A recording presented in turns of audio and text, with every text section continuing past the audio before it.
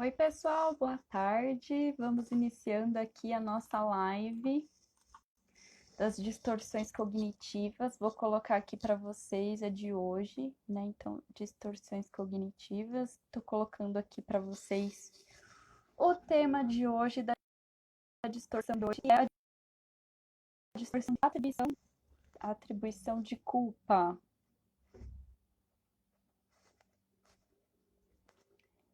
Colocando aqui e já vou chamar a Nayara para iniciar com a gente a live. Ué? Peraí, gente, meu comentário não foi publicado. Deixa eu só colocar aqui de novo.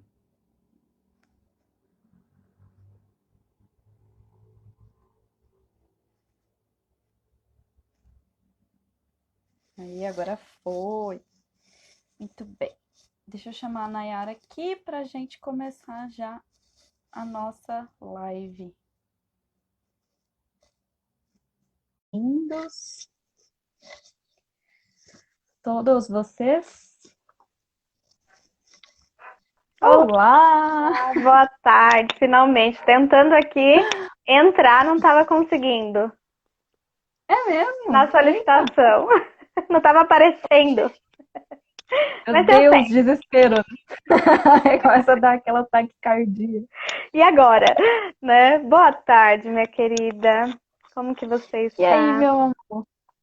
Tudo bem por aqui? Como tem passado? Que bom, tudo jóia por aqui também. Bom, vamos seguindo, né, nesse ritmo de pandemia. Estamos querendo voltar para o consultório? Estamos querendo. Ansiosíssimas. Ansiosíssimas, demais da conta. Bom, mas enquanto a gente não volta, não é mesmo? E o bom da nossa profissão é isso, né? A gente vai se reinventando, a gente vai se adaptando, ajudando os outros a se reinventar, a se adaptar, e a gente vai que vai, né? O tempo inteiro, Lê. Enquanto a gente não volta para o consultório, a gente traz o consultório até vocês, porque nós somos 10. E hoje nós vamos falar de uma distorção cognitiva que se chama atribuição de culpa, né? Então, no que consiste essa distorção cognitiva de atribuição de culpa? Ela concentra em outra pessoa como uma fonte de sentimentos negativos e faz o indivíduo se recusar a admitir a sua responsabilidade na parte da mudança, né? Então, o que isso significa? Significa que eu pego alguém, como diz o ditado popular, para Cristo, né? E eu digo que aquela pessoa é a fonte de todos os meus problemas, né? A gente ouve muito coisas do tipo, eu sou assim porque meu pai e minha mãe me criaram desse jeito. Exato. Ou, eu sou assim com fulano porque ele merece. Eu acho maravilhoso falar que a pessoa merece, né? Eu sou assim com quem merece, né? E aí a gente está totalmente a nossa própria responsabilidade, né? A nossa autorresponsabilidade e acusando as pessoas por elas serem as responsáveis pelo que a gente sente de fato. E não é bem assim, né, Nayara? Realmente, Lê. Na verdade, quem tem essa distorção tem uma dificuldade muito grande de se responsabilizar, como você disse, e de se sentirem errados diante de uma situação.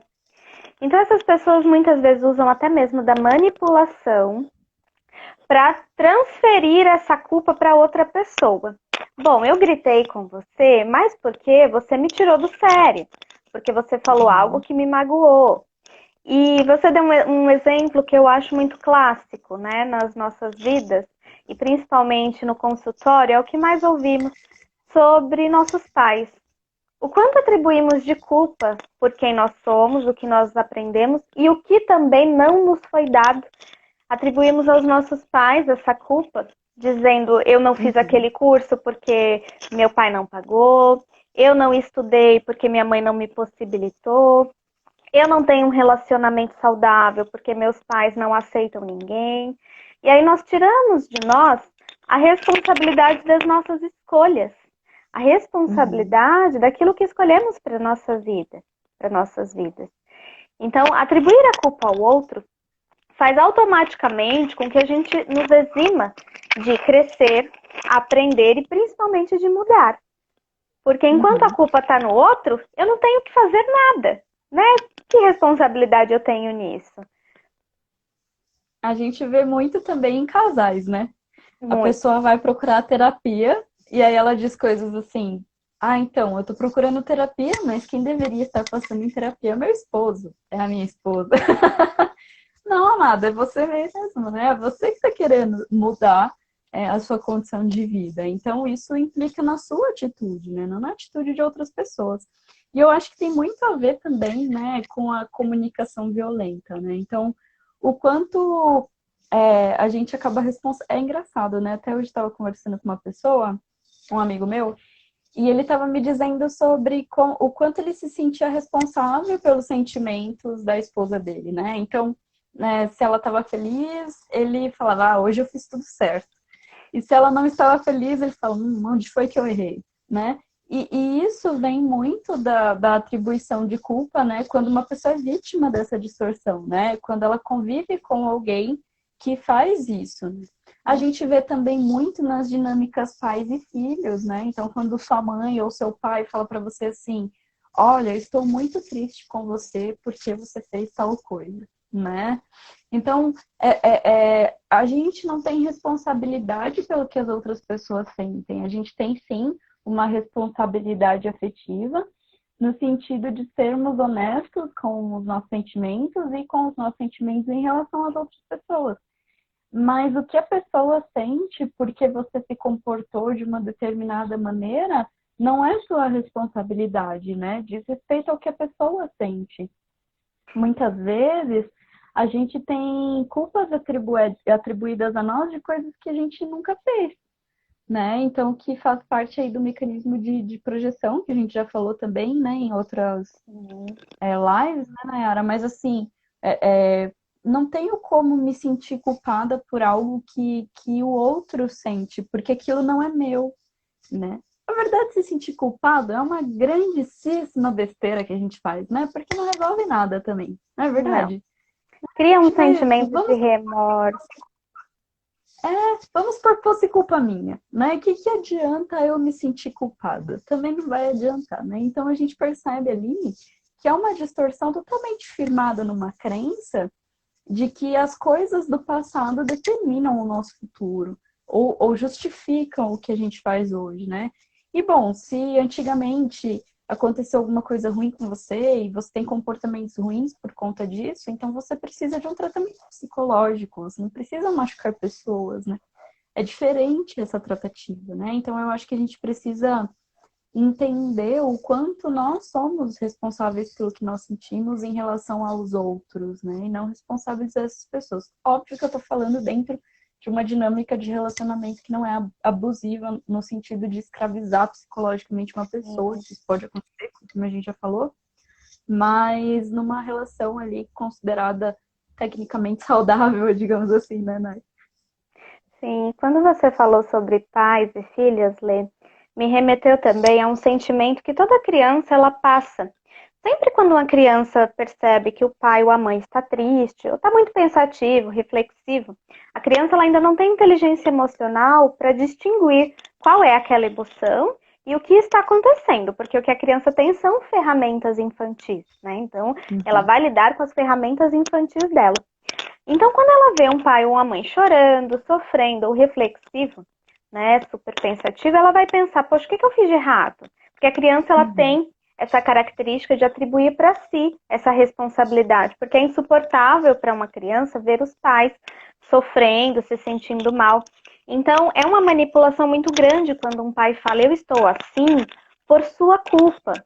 Ou eu vou te deixar em casa de castigo. Ou de alguma maneira tentar introduzir na criança que se ela não mudar o comportamento, os pais vão deixá-la, ou enfim, inúmeras trocas verbais que esses pais lidam com os filhos.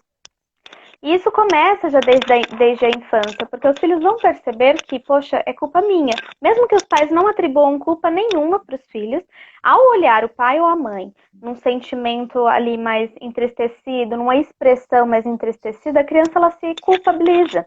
Ela vai pensar o que eu fiz de errado, o que eu fiz para magoar meus pais, se sente muito mal, cria-se um remorso muito grande.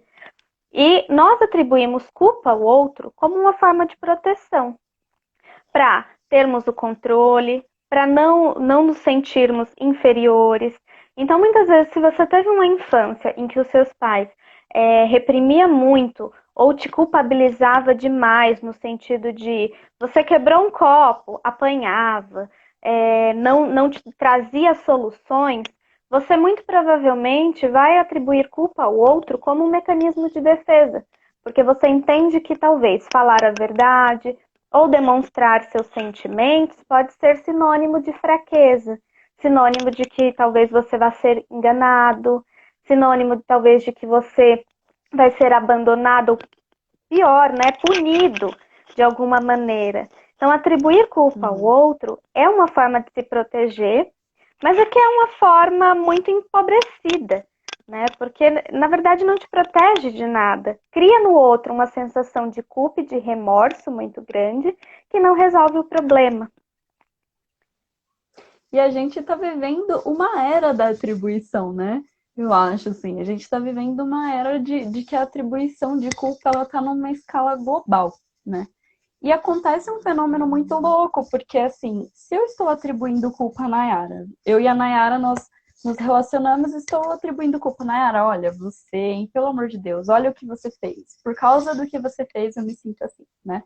Se eu faço essa atribuição de culpa, eu estou preocupada em padrões de julgamento, em padrões de justiça e injustiça. Eu não estou ali para lidar com isso, para resolver isso com a pessoa, né? Não, eu estou ali para puni-la, né? Estou ali para dizer, olha, por causa de você, tá bom? Isso tudo veio abaixo, lide com isso. Né? Então, o que a gente está entendendo ali? Né? A gente está entendendo que essa pessoa ela não tem uma capacidade de resolver os próprios problemas, uma capacidade de resolver, de dialogar com a pessoa com a qual ela se relaciona. E nessa atribuição de culpa existe um julgamento. E esse julgamento é perigoso, porque esse julgamento ele pode vir com inúmeras faces, né? Então, quando eu digo, por exemplo, eu me sinto mal por causa da minha mãe, eu me sinto mal por causa do meu esposo, da minha esposa, o que eu estou dizendo? Eu estou dizendo que aquela pessoa me faz mal e eu ali estou, né? Então, é importante a gente lembrar que a pessoa que atribui a culpa, ela não está feliz e confortável com esse lugar de atribuidor, né? Na verdade, ela está ali, como a Nayara colocou, né? Por um total empobrecimento de ferramentas de diálogo, de formas de solucionar um problema, né? Então eu digo, olha, você me faz isso e lide com isso, e eu não ajudo, e eu não crio nenhum... Desculpa. Não crio nenhuma forma de resolução para aquele conflito, né? Eu coloco esse conflito numa pessoa, eu julgo uma pessoa, eu tenho sentimentos ruins em relação àquela pessoa, mas eu tô ali, peraí, né? Porque isso a gente também vê muito, né? Principalmente em relacionamentos abusivos, quando a vítima percebe que é vítima de um relacionamento abusivo. Né? Ela percebe que ela é vítima de um relacionamento abusivo e, em vez dela tomar alguma atitude, ela passa a atribuir tudo de ruim que aconteceu na vida dela ao parceiro, mas ela não vai embora. Né? Porque daí ela imagina que esse parceiro que lide com isso. Nossa, olha, ele me faz mal, ele isso, ele aquilo, xingou minha mãe, bateu no cachorro, né? Etc e tal. E olha, que cara horrível, que pessoa horrível, que eu me relaciono, etc e tal. E tipo, por que você se relaciona com essa pessoa? Né? Lembrando que, obviamente, no caso das vítimas de relacionamento abusivo, elas não têm nenhuma obrigação de ajudar ninguém, né? Na verdade, elas têm a obrigação de ajudar a si mesmas, né? Porque é um relacionamento abusivo. Mas quando eu atribuo a culpa a uma pessoa e nem assim eu consigo me organizar, né? Nem com essa defesa de ego eu consigo me organizar, fica muito claro que não adianta, né? Não adianta a gente atribuir culpa às pessoas. Adianta a gente ter um repertório, uma ferramenta, uma confiança para a gente conseguir sair de um relacionamento assim, ou então, né, se for uma pessoa que está fazendo algo ruim para você dentro da sua concepção, sem que você consiga, sem que você viva um relacionamento abusivo, né, mas aquilo te machuca, você poder conversar de uma forma assertiva com essa pessoa, conversar com ela no intuito de vamos resolver isso. Se a nossa relação vale a pena, vamos resolver isso. Então, não sei se está ficando claro, porque eu começo a viajar nos pensamentos, né, Ara? Se ficar confuso, super. É que uma coisa leva a outra. Você está certinho no raciocínio, porque perfeito.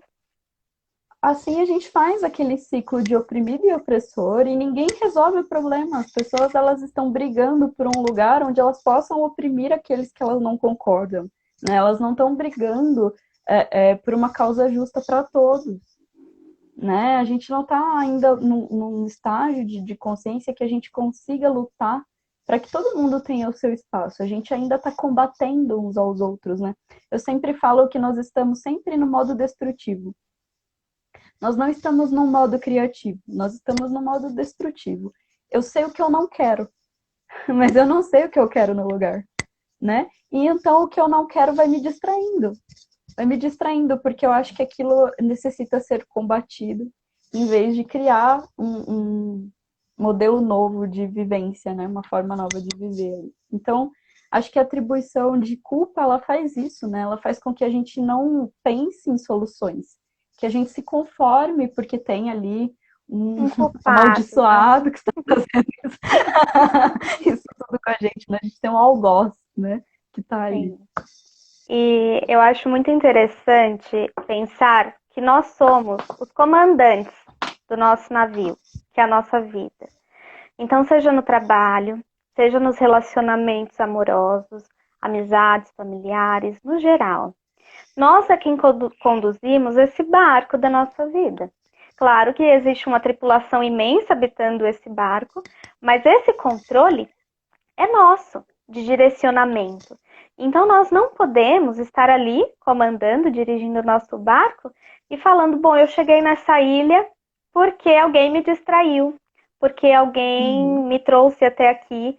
Então, quando nós estamos atribuindo culpa a alguém, nós estamos fazendo isso com as nossas vidas, entregando o nosso barco para uma outra pessoa resolver todos os conflitos. Estou com um problema no meu trabalho, inclusive logo mais nós vamos começar uma série de lives sobre trabalho, então, mas eu vou dar esse exemplo, porque eu acho que é muito importante.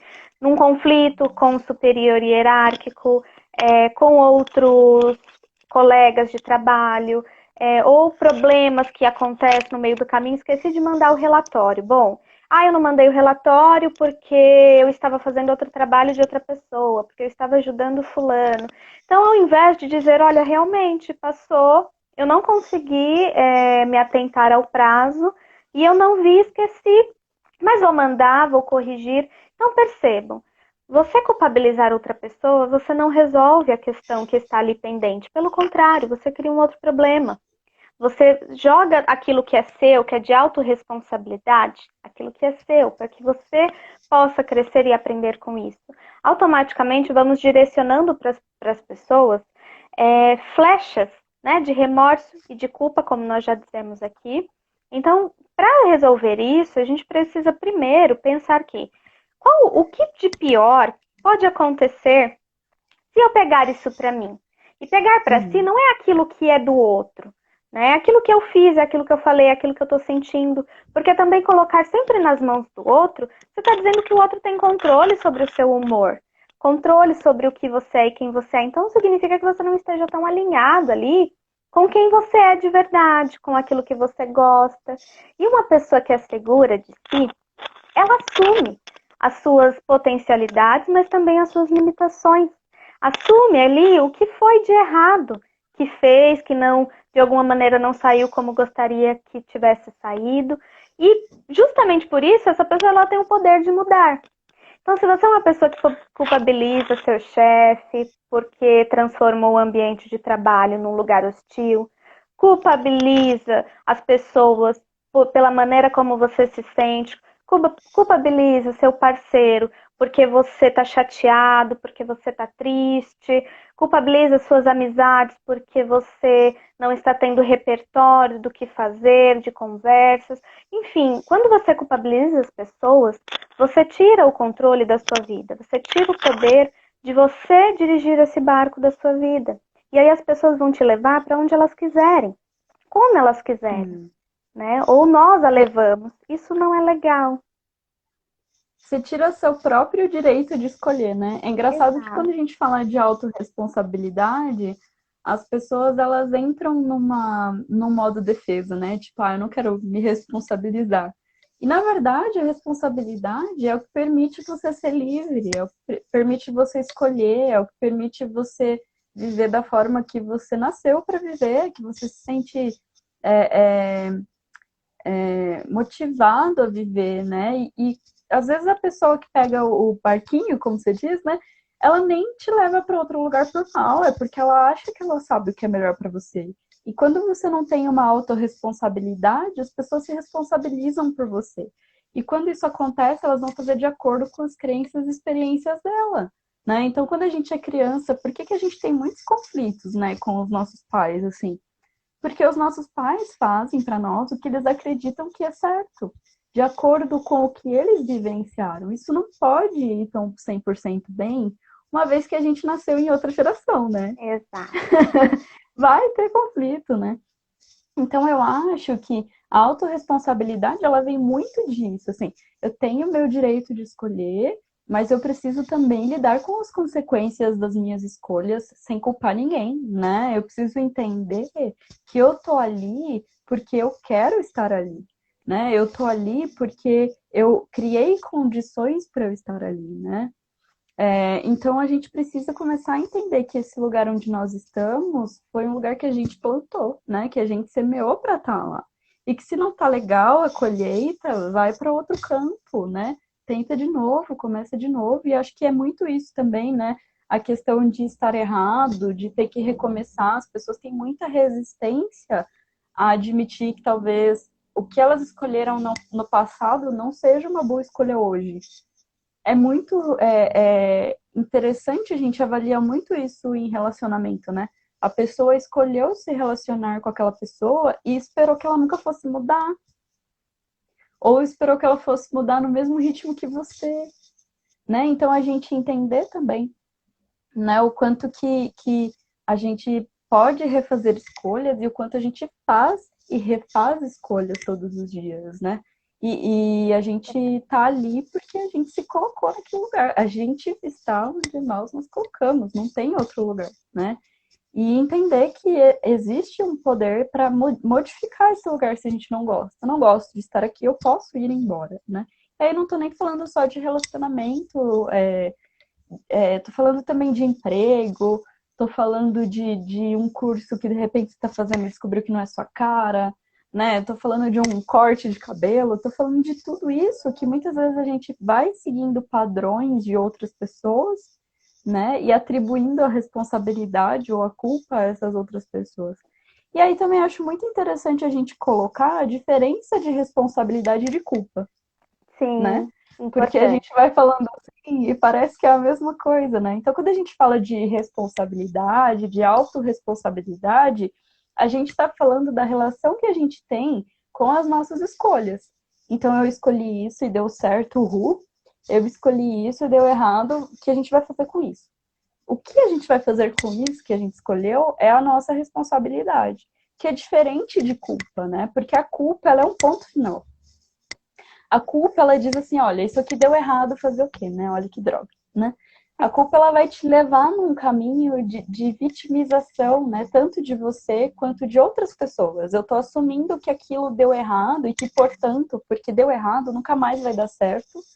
Ou estou fadado a sofrer para sempre aquilo ter dado errado, né? Então, olha como isso é importante. A gente pegar um erro que nada mais é do que um momento de adquirir conhecimento, experiência, e transformar ele na erva daninha da nossa vida, né? Naquilo que arruinou tudo, né? Então, quando eu falo de culpa, eu estou me colocando nesse lugar, né? No lugar onde está tudo arruinado, não tem mais o que fazer, eu só posso sentar e chorar. E esse lugar, ele não existe. Ele é um lugar que existe só na nossa mente, né? Porque existe sempre algo que se possa fazer em relação a alguma coisa, inclusive desistir, né?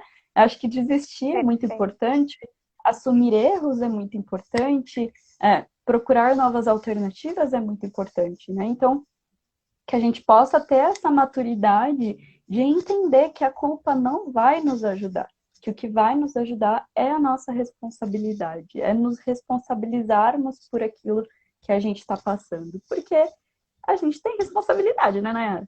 Muito, sobre tudo. Tudo aquilo que fala sobre mim, sobre meu humor, sobre o que eu vou fazer, o que eu vou ser, o que eu quero, é responsabilidade minha. E de cada um de vocês que estão aí nos assistindo. Então pensem para si que quando eu culpabilizo outra pessoa, eu estou me impossibilitando de me responsabilizar pelas minhas escolhas, de ter autonomia de escolher diferente, de escolher novo.